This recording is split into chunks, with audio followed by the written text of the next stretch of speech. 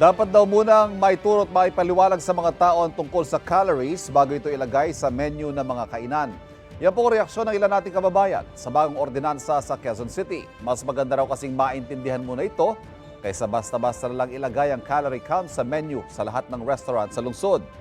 Mas magiging sensitive daw kasi ang tao sa pagkain kapag alam kung ilan ang nakukuha nilang calories. Binubuo na ng LGU ang implementing rules and regulations para rito. May 1-year grace period namang ibinigay sa mga kainan bago ito tuluyang ipatupad. Mga kapuso, hindi po sakop ng ordinansa ang mga maliliit na negosyo tulad ng mga karinderya at yung mga naglalako.